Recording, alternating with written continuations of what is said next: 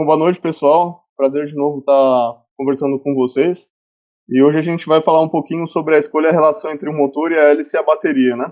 A gente vai falar de coisas de uma abrangência bem grande, pensando na aviação completa e, quando aplicável, falar sobre as aplicações do aerodesign. Então, rapidamente, falando um pouco do meu background, eu vou passar bem rapidinho. Então, sou engenheiro mecânico, formado no Unicamp, tenho trabalhado aí com sistemas de propulsão e energia já há 10 anos. Então, já trabalhei na Siemens, atualmente trabalho na Embraer, já dei aulas no ITA por 2 anos, como professor colaborador, e participei de um intercâmbio técnico na Rolls-Royce, na Inglaterra, e participei também de vários congressos que dão aí pra gente uma visão bem legal da propulsão, né? Então, todo o material que a gente vai mostrar hoje foi obtido do domínio público. E como eu comentei, eu vou tentar trazer uma visão bem abrangente e comentações do aerodesign quando for pertinente. Então, o que a gente vai conversar hoje, pessoal? A gente vai fazer uma contextualização da propulsão elétrica atual e futura. Então, eu vi que o título da live, o tema pedido, né, tinha um viés elétrico muito grande. Então, vou tentar trazer para vocês uma contextualização da onde que esse novo conceito de propulsão tá caminhando, né? Depois, eu vou falar um pouco dos parâmetros chaves do motor, da hélice e da bateria.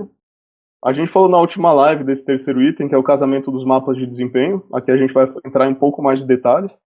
Vamos falar muito da definição da missão e do dimensionamento para a missão, né? Então, todo o nosso sistema propulsivo ele tem que ser dimensionado e otimizado para algumas missões de interesse. Então, esses dois tópicos aqui são bem importantes, porque não adianta nada você ter um melhor sistema propulsivo do mundo se ele não está bem casado com a sua missão. Depois vamos falar um pouco sobre projeto integrado e as perguntas que vocês enviaram pela internet, né?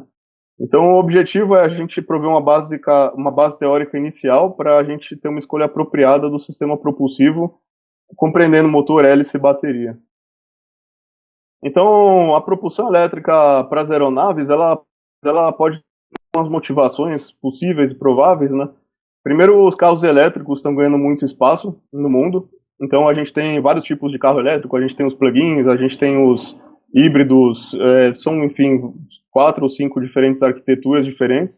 Mas o número de entregas, os gráficos são exponenciais.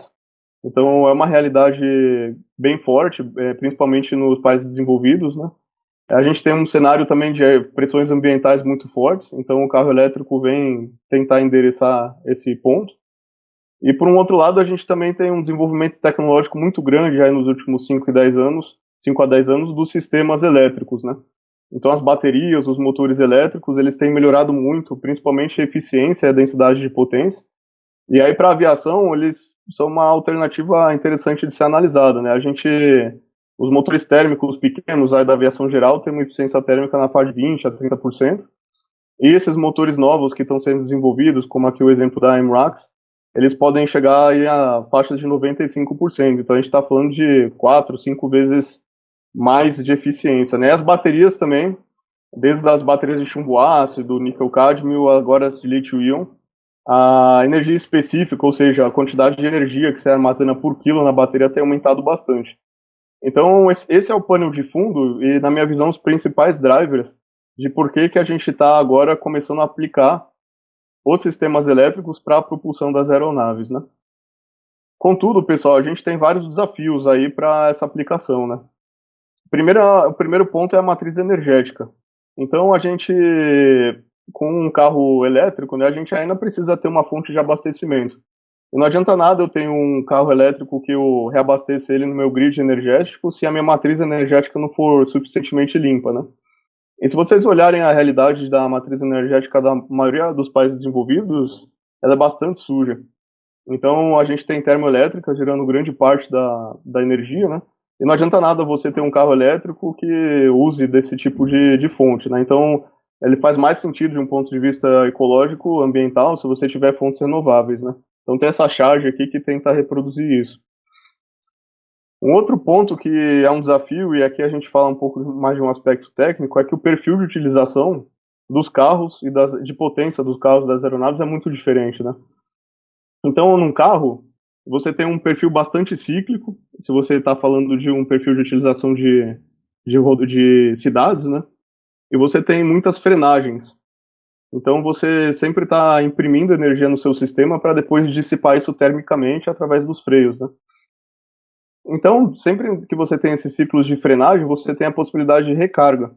Então, os veículos elétricos, eles têm uma utilização bem ampla da recarga da energia cinética, né? Ou seja, a transferência da energia cinética para energia, para regeneração da energia elétrica. E para o perfil de potência aeronáutico, você não tem esses perfis. Então, o perfil de potência aeronáutico, você sempre está operando próximo ao seu pico. Então, um conceito que muitas vezes a gente tem que, em cruzeiro, a gente tem uma sobra de potência, mas a realidade não é bem assim. Os motores em cruzeiro não estão aí num regime de folga tão grande para potência máxima, para motores térmicos, né?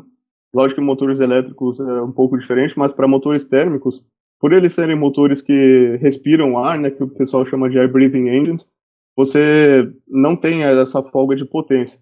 E quando você está descendo, quando você está no seu perfil de descida, você não tem uma capacidade tão grande de regeneração, porque normalmente você já desce num perfil de descida no L sobre D máximo, ou seja, você troca a energia potencial que você ganhou na subida pela descida, então já existe uma regeneração cinética e de altitude, né? Então a possibilidade de regeneração é bem menor. Existem alguns estudos publicados pela Pipistrel, que são públicos, vocês publicarem, se vocês procurarem Pipistrel Regeneration, vocês encontram alguns papers, né? Mas é muito mais limitado que o automotivo, né? Então, outro ponto que é um desafio muito grande são os critérios de certificação. Então, a EASA já publicou recentemente alguns critérios para aeronaves Part 23. O Part 23 em si foi reescrito, né, para critérios ASTM, então existe uma certa flexibilidade maior para aeronaves menores. Mas para aeronaves maiores, Parte 25, a gente ainda está discutindo requisitos, né? Então, aqui existe um outro desafio bem grande para os próximos anos. Recentemente a gente teve um impacto grande aí do coronavírus, né? Então os aspectos econômicos estão forçando as empresas a repensarem um pouco seus investimentos.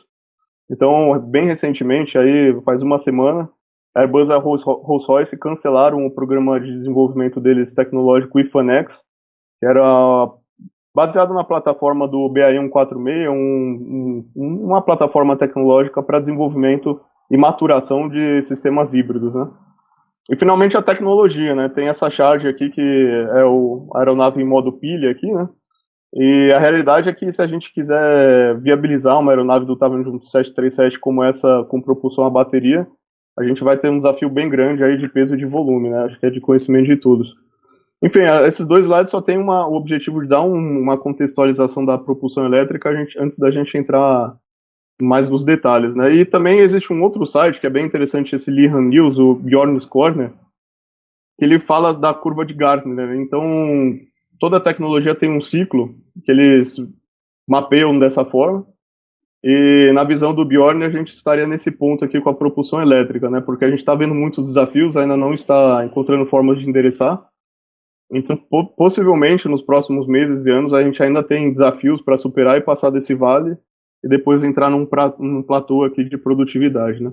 Então, a gente já começou, estava talvez alguns anos nessa parte mais esquerda da curva, né? Mas hoje a realidade, principalmente na parte de bateria, vida e custos delas. Entrando um pouco mais agora nos parâmetros-chave dos componentes, né, a gente vai começar a falar dos motores. Então, os motores, a gente pode ter motores diversos, né, motores térmicos, turbinas a gás, o ciclo Brayton ou Joule, motores a pistão e propulsão de alta velocidade, ramjet e scramjet. E do lado dos elétricos, a gente pode ter vários tipos também, né, de motores que você alimenta com potência elétrica, eles te fornecem torque no eixo numa dada rotação. E aí, alguns parâmetros a gente vai falar aqui para a gente entender um pouco mais quais são as faixas de utilização, né, de eficiência. Então, qual é a definição de eficiência de um motor? O motor ele forma um reservatório de energia, né, então você tem uma potência de entrada e uma potência de saída. Então, a potência de entrada, se você está falando de um motor térmico, você tem uma vazão de combustível, um poder calorífico, e isso te dá uma potência química de entrada. E se você está falando de um motor elétrico, você está falando de uma tensão e uma corrente, né? E esses motores, então, vão produzir uma potência de saída e a razão entre os dois é simplesmente a eficiência. E os valores de eficiência, as faixas são mais ou menos essas aqui. As turbinas a gás pequenas, na faixa de 20%, As grandes aí, de aviões grandes, 777, 747, etc., 55%. Motores a pistão na faixa de 30% a 40%, com o ciclo diesel mais próximo dos 40%. De alta velocidade você consegue aí eficiências acima de 30% também. E como a gente falou, o motor elétrico tem um ponto bem interessante, que é a questão de eficiência ser próxima aí dos 100%, né? A gente tem 90%, 95%, 96% de eficiência de conversão. Então, de um ponto de vista de rendimento, ele é bem interessante, né? Agora, falando um pouco mais dos mapas, né? Esse slide aqui, ele mostra alguns pontos de eficiência só. Mas a gente não está falando de como essa eficiência varia ao longo do envelope de voo, né? Então, o motor a pistão, ele tem uma curva típica de eficiência, que você tem uma ilha aqui de alta eficiência, normalmente próximo do seu torque máximo. E se você começa a trabalhar com torques menores do que o seu torque máximo, você começa a ter muitas perdas aerodinâmicas, principalmente se você está falando de um motor ciclo Otto, né? Então, com uma válvula borboleta que imprime uma eficiência volumétrica menor, e isso dá perda de carga no seu sistema de admissão. Então, essa é a principal razão de você vir para essa região baixa da curva, né? E também existe um acoplamento com a rotação do motor. Então, o motor pistão Otto, ele também tem uma faixa não muito ampla de operação. Você vai para rotações muito altas, normalmente você aumenta muito suas perdas mecânicas, né? E quando você tem um turbocompressor, você tem um mapa mais plano e você tem uma eficiência volumétrica maior. A turbina a gás tem uma resposta bem interessante, bem acoplada com o envelope de voo, né? Então, a eficiência da turbina a gás é basicamente uma função da altitude, do número de Mach e a temperatura de entrada de turbina, né? E é um resultado também dos mapas de componentes. Então, essa figura aqui, ela mostra ilhas de eficiência da turbina a gás. Aqui eu estou variando o meu número de Mach desde 0 até 0,9. Eu estou variando minha altitude de 0 até 45 mil pés. E aqui a gente tem alguns comportamentos interessantes, né?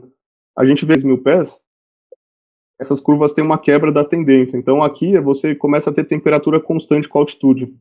E a eficiência de compressão dos compressores, eles seguem a temperatura de admissão. Então se você tem um aumento, uma altura fixa, ou até um aumento de altitude depois na estratosfera, né? Você começa a ter um requisito de trabalho de compressão muito maior, e esse é o principal motivo dessas curvas elas se inclinarem. E o número de Mach também tem um efeito benéfico na eficiência, né? Então olhem aqui, em condições de baixa velocidade, baixa altitude, a gente tem aqui eficiências da ordem de 30%. E se a gente de mais altitude, mais velocidade, a gente pode chegar aí até 40%. E aqui o principal efeito é no compressibilidade da entrada de ar na admissão. Então, como você está voando rápido, né, você tem compressibilidade fora do motor, é quase de compressor aí, antes de você admitir o ar, né? Esses mapas, eles são sobrepostos, então esse é um corte de uma temperatura de entrada de turbina constante, T41, e normalmente, se você começa a reduzir a temperatura de entrada de turbina, você começa a perder bastante eficiência. Então a máquina térmica, a turbina a gás, ela é mais eficiente rodando próximo dos seus limites de temperatura. E se você reduzir a temperatura, a eficiência cai bastante. Então a gente está falando aqui de 30% a 40%.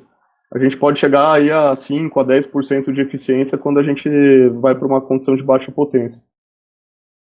E o motor elétrico, a gente fala, tem um mapa bem interessante. Então, uma característica bem importante, uma região bem mais plana de alta eficiência, né?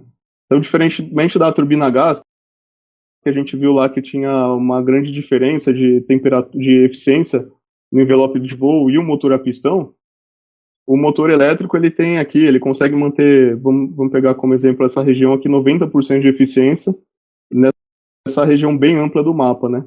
Então isso traz para a gente umas novas possibilidades de operar nossa aeronave sempre nessas regiões de maior eficiência, né? E evitar que a gente, em algumas condições de voo, tenha um motor com baixo rendimento. Outro aspecto bem importante que a gente tem que pensar do lado do motor é a densidade de potência dele, né? Então, as turbinas a gás, a gente está falando de uma faixa de 4 a 10 kW por quilo. Se a gente está falando de um turboeixo de alto desempenho, a gente consegue chegar próximo dos 10 kW por quilo. Um turbo-hélice com a caixa de redução da hélice, você tem um impacto que você está adicionando a redução da hélice, você vai mais para os 4 kW por quilo. E os motores a pistão, a densidade de potência é bem menor, então a gente está falando aí de 0,7 a 1,1 kW por quilo, então ele é de 5 a 10 vezes mais pesado que a turbina a gás para a mesma potência, né? E os motores elétricos, além deles terem a vantagem de eficiência, eles também têm uma densidade de potência maior que os sistemas térmicos. Então, a gente está falando aí de 3 a 6 kW por quilo, né? Então, bem mais interessante que os motores a pistão. E esse número tem muitas pesquisas, eu coloquei esse mais aqui porque ele pode chegar aí a 10 kW por quilo ou até mais no futuro. Existem pesquisas com sistemas criogênicos, né, que a gente conseguiria aí 15 kW por quilo. Coisa mais de longo prazo, mas a tendência é que esse número melhore, né?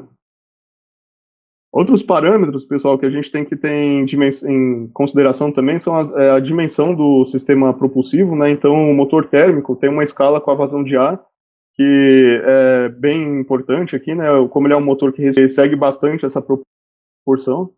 E os motores elétricos têm relações mais com os aspectos eletromagnéticos, né? Tensão, rotação e a potência. Outro aspecto bem importante da gente analisar e na escolha aí do sistema propulsivo é a durabilidade, né? Então a vida em asa, que segue muito as temperaturas, rotações e pressões ao longo da operação do motor, e tem uma grande vantagem teórica do motor elétrico, né? Um motor teoricamente mais simples, com menos peças rotativas, então pode trazer um ganho bem interessante de vida em asa. Os custos de aquisição também, né? A gente não adianta nada fazer um avião super bom do aspecto técnico, como o Tarek mostrou numa live dele no outro dia, né? A gente também tem que ter a parte de negócios bem interessante. Então, os custos de aquisição e os custos de manutenção também são aspectos bem importantes. A gente não vai entrar, são pontos que devem ser considerados. Bom, falando um pouco dos parâmetros chaves da hélice, um dos principais é a eficiência, né? O que é a eficiência de hélice? É a potência, a razão entre a potência de voo e a potência fornecida pelo eixo.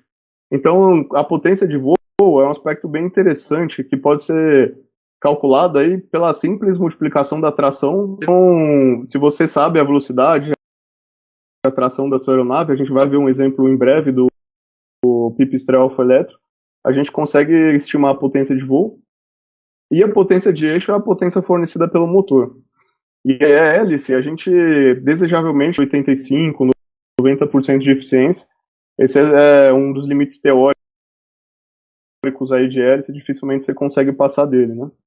Um aspecto que é muito confundido é a eficiência de hélice e a eficiência propulsiva. A eficiência propulsiva já, apesar de elas estarem correlacionadas, elas não são exatamente a mesma coisa, e é bem comum esse misconception, né? E tem uma outra característica interessante da eficiência da hélice, é que em estáticas, ou seja, velocidade igual a zero, você não tem a eficiência de hélice é igual a zero, né? Porque você não tem a velocidade uma singularidade na definição. Então você tem que usar o coeficiente, a gente introduz aqui os adimensionais de hélice que a gente vai ver nos mapas, né? Então a gente tem a razão de avanço, que é a velocidade axial pela velocidade tangencial. A gente tem o coeficiente de tração, que é um adimensional da tração, que basicamente está correlacionado com o carregamento do seu disco. A gente tem um coeficiente de potência, que está relacionado também com o carregamento do disco mais pelo lado da potência, não da tração. E a gente pode exprimir desses três coeficientes dessa forma, né? Mas é a mesma definição anteriormente apresentada. Então, quando a gente está falando de um mapa de hélice, a gente tem uma variação típica como apresentada. A gente tem aqui no eixo Y o coeficiente de potência, no eixo X, e a gente tem aqui essas ilhas, que são as ilhas de eficiência, para os vários passos da hélice. Então, se a gente tem uma hélice de passo fixo, essa definição fica bem mais simples, né? Mas uma hélice de passo variável, ela vai equilibrar a rotação, vai ser governada, e ela vai ter um ponto de operação típico aqui, né? Então, aqui a gente tem, por exemplo, essa hélice Macaulay C76, e a gente consegue alocar aqui nela os pontos de operação. Então, tipicamente, em decolagem, a gente está falando de Jotas mais baixos aqui, a gente está nessa região anterior, com eficiência aí abaixo dos 50%, e é muito difícil de você conseguir condições quase estáticas da hélice com mais eficiência do que 50%, já já a gente vai ver as razões por trás disso, né? Mas em cruzeiro, quando eu comentei, você tem que almejar uma eficiência de hélice aí próximo dos 90% para ter uma aeronave eficiente. E quais são os fatores aí, os para olhar para a nossa missão, né? Então, o primeiro deles é o carregamento de disco, e os fabricantes de hélices, como eu falei na outra live, o diâmetro é o principal que vai determinar o desempenho dessa hélice.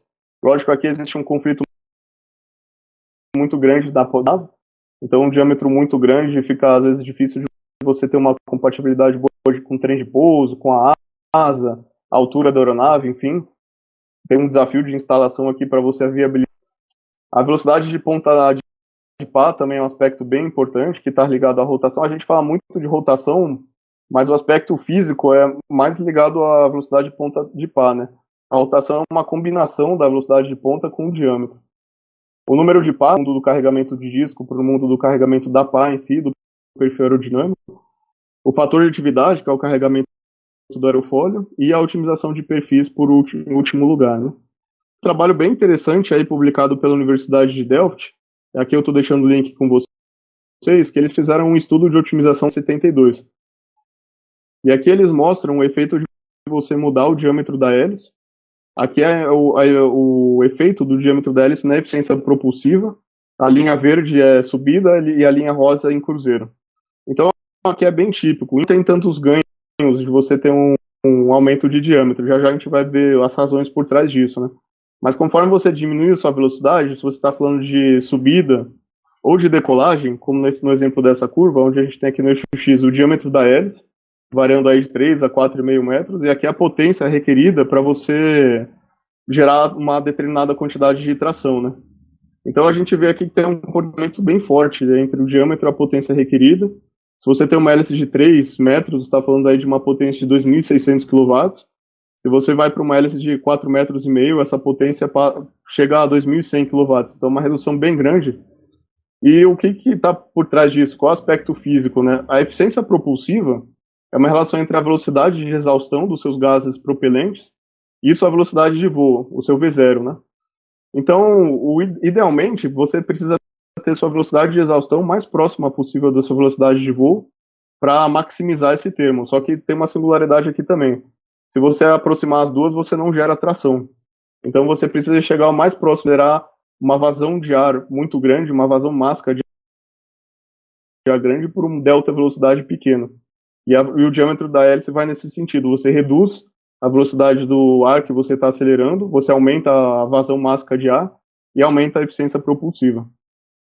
E existe esse relatório da NASA aqui, que eu estou deixando também o link com vocês, que entra mais ainda nos detalhes físicos do ganho do diâmetro, né? Então aqui a gente tem um carregamento de disco, ou seja, potência em kW por metro quadrado, essa unidade auxiliar HP por pé quadrado.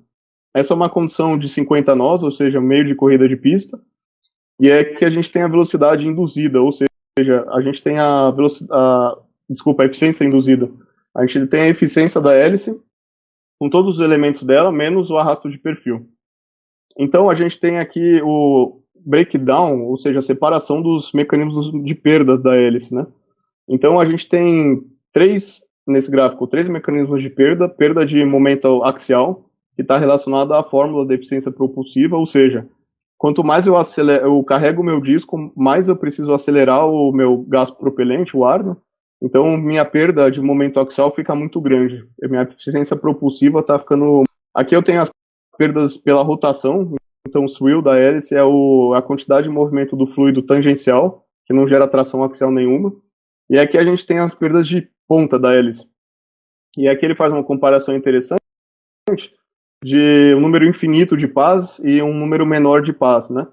Então, quanto menos pás você tem, você vai aumentando essas perdas de ponta, ou seja, você vai carregando mais a sua pá, o CL é maior. Isso aqui é análogo ao arrasto induzido da asa, né? Então você começa a ter perdas de ponta cada vez maiores, e aqui também existe um outro trade-off, porque com muitas pás você tem perdas de perfil grande, né?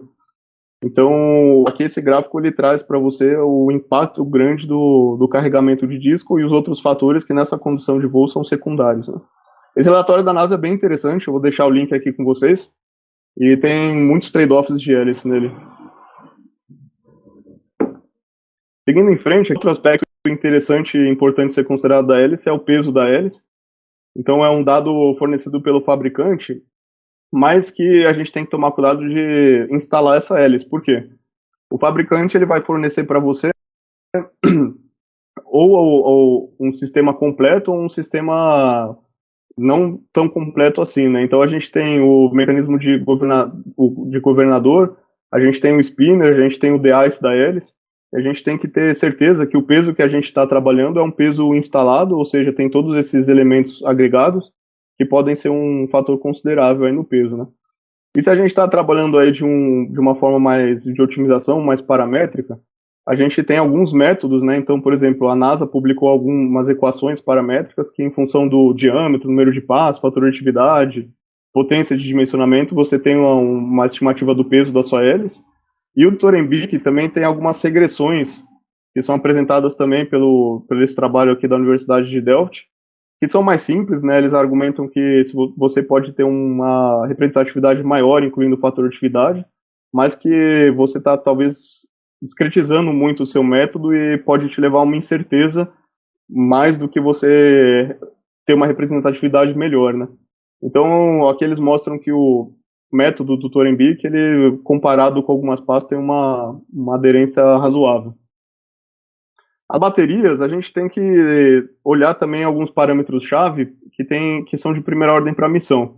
Então, a tensão, a eficiência, a capacidade, que vai impactar muito o peso da aeronave, a taxa de descarga, o volume que a gente precisa alocar na nossa aeronave e a refrigeração delas também. Outro ponto muito importante é entender o fator quando a gente passa da célula para o pack, né? Então, quando a gente está falando só de células, a gente está falando de estruturas muito mais simples e a gente tem que considerar o pack completo, ou seja, o sistema de gerenciamento, a estrutura, o sistema de gerenciamento térmico. E normalmente o peso do sistema, quando a gente passa da célula para o pack, a gente está falando aí de fatores de 30% a 40% de acréscimo de peso, né? Então, algo que tem que ser levado em conta é muito importante. E um ponto fundamental é o balanceamento da química para aplicação, né? Então, tem alguns gráficos dessa forma aqui de teia de aranha, né? No próximo slide acho que tem algo mais interessante.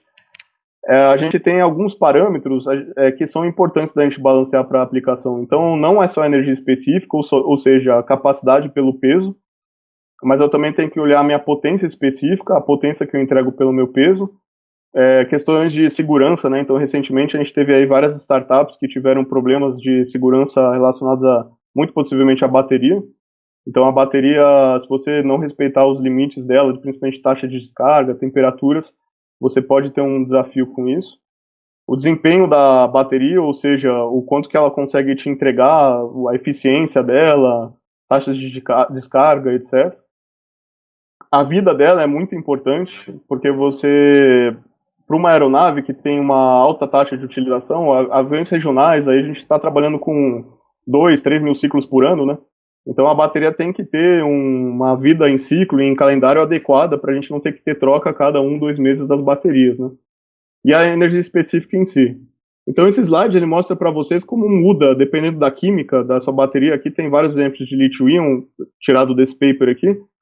Você tem que escolher a química adequada para a sua aplicação. Então, se você quer alta energia específica, se isso é o mais importante para você, essas químicas superiores aqui, NCA, NMC, são mais interessantes.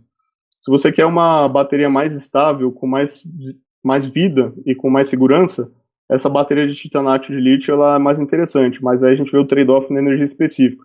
Enfim, eu não vou entrar muito nos detalhes aqui, mas aqui a gente tem um exemplo, né, que a gente não é só uma química, a gente precisa entender a nossa missão, quais são os drivers da nossa missão, e como em função disso, a gente vai escolher uma bateria mais adequada, uma química adequada, né?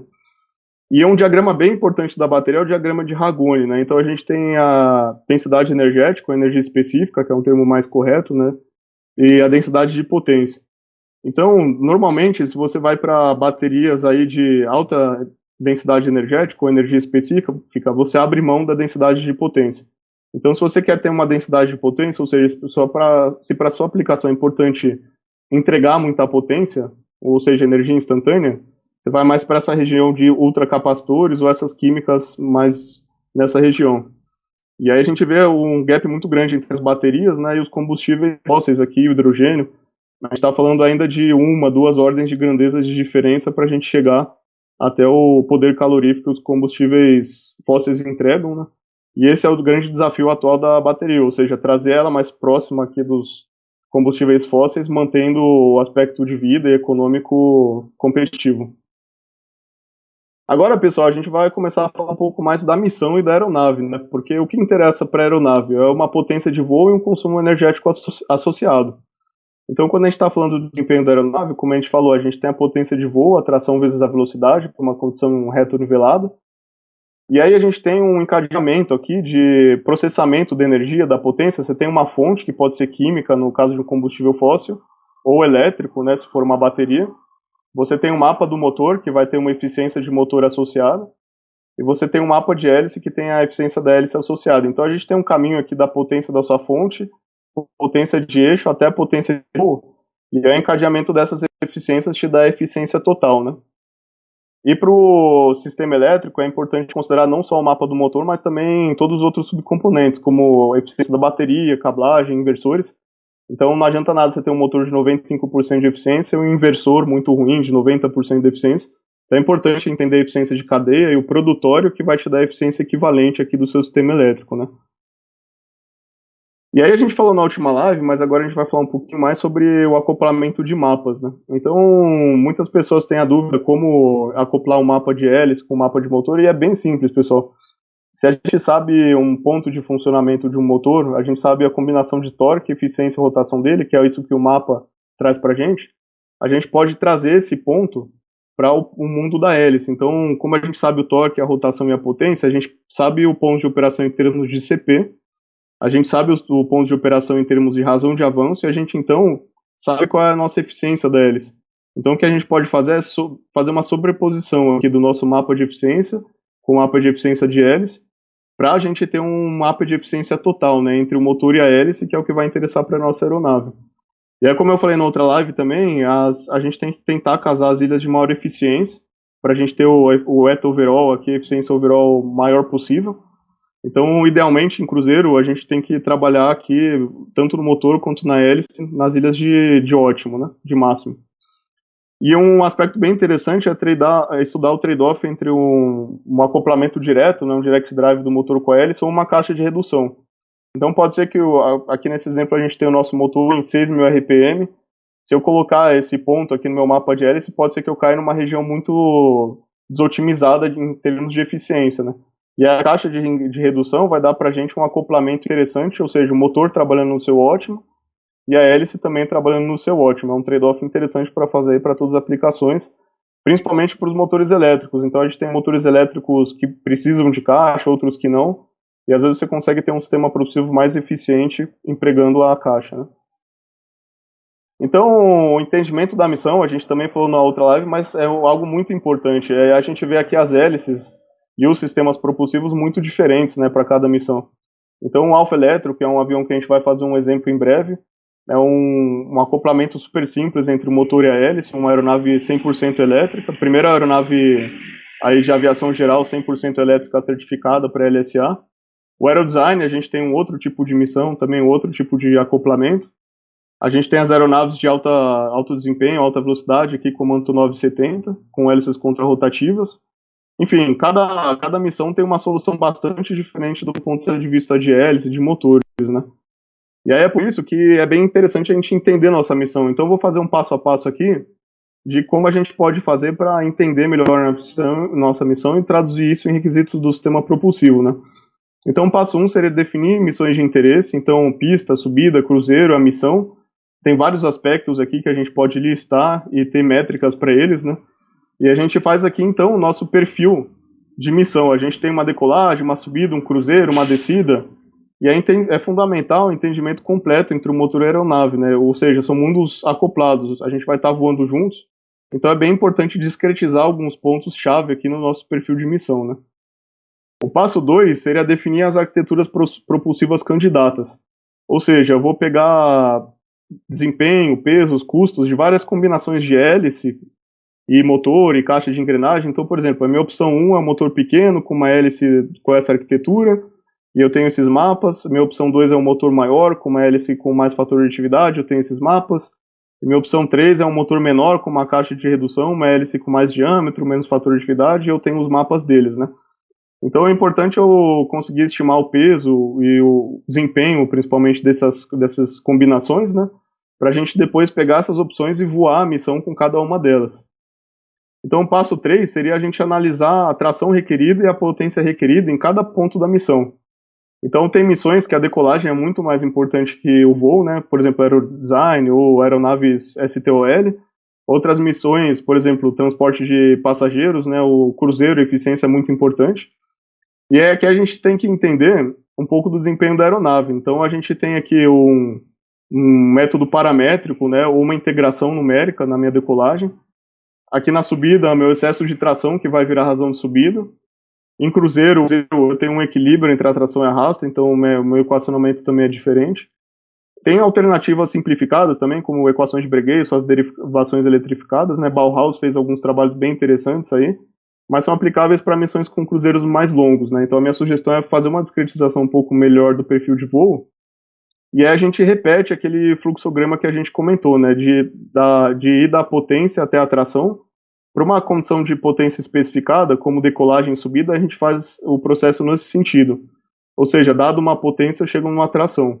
E para uma condição de tração requerida especificada, como o cruzeiro, onde eu tenho equilíbrio, né, entre minha tração requerida e a disponível, eu faço esse caminho. Eu vejo a tração requerida e vejo a potência necessária da fonte. O passo quarto seria eu pegar esses meus pontos aqui de desempenho e fazer, como eu mostrei lá nos primeiros slides, meu perfil de potência ao longo da missão, né?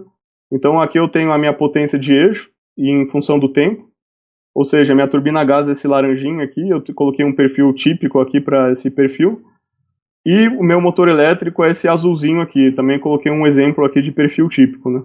E aí simplesmente o tamanho da fonte, ou seja, como eu dimensiono meu tanque de combustível, minha bateria, eu faço a integração da potência requerida no tempo, né? Então a integração da potência no tempo vai te dar energia, que vai te dar o tamanho da sua fonte. O passo 4, pessoal, a gente trouxe aqui um exemplo para vocês. Eu não vou passar aqui a lista de todos os parâmetros, né, mas eu achei interessante que o Pipistrel, o Alfa Eletro, ele tem aqui nesse site, eu coloquei várias referências, mas no site deles eles trazem muita informação. É uma aeronave 100% elétrica, tem a potência do motor, dá para derivar uma polar simplificada, tem os pesos de projeto, razão de subida, aqui é o endurance dele de 60 mais 20 minutos, bateria de 21 kWh. Então esse exemplo ilustrativo, eu peguei essas informações e transformei, aqui a gente tem algumas outras informações também, né? E transformei num exemplo simplificado para vocês entenderem como a gente faz esse passo a passo, né? Então o meu pipistrel, eu fiz uma decolagem, nivelei em 1000 pés, fiz uma descida e o pouso, e aí que eu tenho a altitude inicial, final, a velocidade, a densidade, o peso, CL, CD, o L sobre D. Aqui o L sobre D a gente calibrou a polar para representar o valor do fabricante. A tração requerida, potência disponível, eficiência da hélice. Aqui eu coloquei valores genéricos, mas para uma aplicação real a gente colocaria o valor lido do mapa, né? A tração disponível, razão de subida. Enfim, a gente tem aqui um exemplo do passo a passo para vocês, como é que a gente estima o tamanho da bateria e o endurance da minha aeronave, né? E vocês veem aqui como uma estimativa bem simplificada, chega em resultados bem interessantes, né? Eu cheguei aqui em um endurance de 75 minutos, o valor publicado aí por eles é em torno de 80 minutos, e o tamanho de bateria de 21 kWh, que é o valor também publicado por eles para esse endurance. Então aqui tem um exemplo numérico, depois vocês dão uma olhada em mais detalhes aí, mas o passo a passo é basicamente esse, tá? E aí um passo 5 seria nas suas várias alternativas que você gerou, aquele que a gente olhou lá, uma hélice de uma arquitetura, um motor de outra arquitetura, uma caixa de redução aqui como exemplo.